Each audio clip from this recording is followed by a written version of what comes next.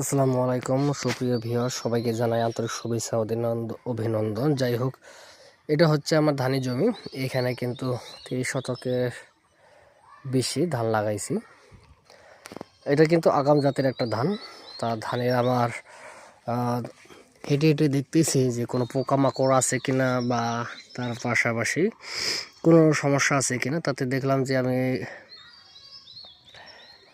নতুন স্প্রে করার কারণে, কীটনাশক স্প্রে করার কারণে ধানে কোনো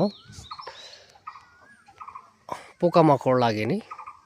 আপনারা জানেন যে মাজরার সমস্যাটা বেশি। মাজরার সমস্যার কারণে ধানের গোড়া থেকে শেষ আগা পর্যন্ত আপনার পাতা শোষণ থেকে শুরু করে পাতা কর্তন এবং কি ধানের শেষ পর্যন্ত কেটে ফেলে।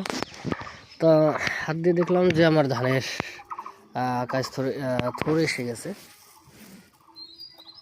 কয়েকদিনের মধ্যে কিন্তু ধান ফুটে বেরাবে। প্রত্যেকটা ধানের থোর এসে গেছে, যেটা আমরা ধান ফুটে বের হওয়ার আগে যে চিত্রটা দেখি। তা আমার এবার ধানের চেহারা এবং কি ধানের যে দেখতে পারতেছেন যে প্রাকৃতিকগত দিক দিয়ে যে ধান গাছের চেহারা পূর্ণরূপে ভালো আছে। তা এর জন্য কিন্তু আমি যে প্রয়োগ এবং কি যে সিস্টেম